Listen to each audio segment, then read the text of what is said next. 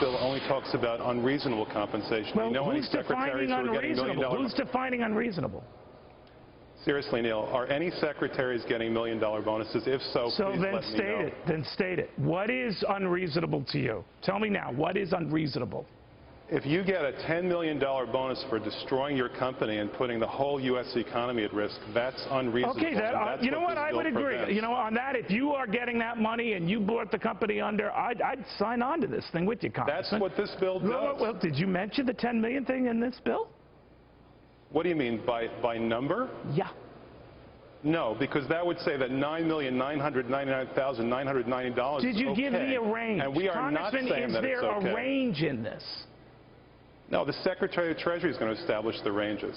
But do you see where this is going, Congress? I know your intentions are good, but what you're doing here is putting Congress in the role of determining what is okay and what is not okay, what compensation is excessive and what compensation isn't. Who's to say that this 10 million figure, well, you didn't even give me a range. Neil, that's just wrong. We can punish bad people without punishing good people. That's what the law does every single day. You're not even telling me what this law includes, Congressman. No, I think I did. No, you didn't. You didn't give me a level and a number. That's all I'm asking. Well, that's for the Secretary of the Treasury to do. We have separation of powers, Neil. We have a Constitution. But Congressman, you're giving him carte blanche powers, and you're not even defining what those ranges for those powers are. I think as taxpayers, we have a right to know what we're writing off on. No. We set the general rules. The executive branch executes on them. That's how the Constitution works. But in the general rules, you're leaving it up to the Treasury to decide what are adequate compensation levels for everyone at that federally rescued company. Lots of rules are like that, Neil. In the Constitution, we have due process and equal protection. That's all the Constitution says. What's to stop you from just willy-nilly going after any company you damn well please? That's ridiculous. No one's contemplating that. Why don't you ask that question to Tim Geithner? Do you think he's going to say a secretary can make no more than $5,000 a year? I don't know, because you know what? This is a paranoid fantasy. I will ask him because you don't answer a simple question. We have entrusted in you oversight to make sure these abuses don't happen.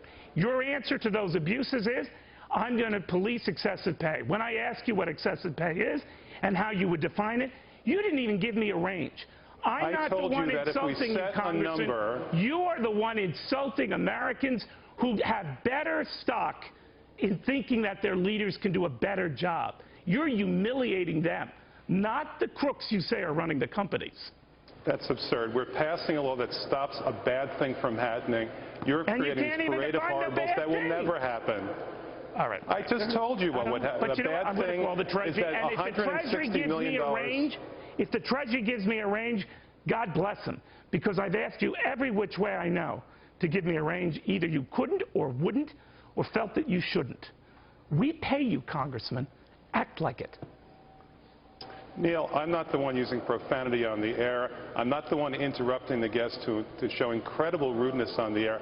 I'm simply the one trying to answer your questions and make America a better place. I'll tell you when I'm rude to guests. When they don't answer a question, all taxpayers have a right to know. That is when I'm rude. Well, you're being very rude. So be it. We'll have more after this.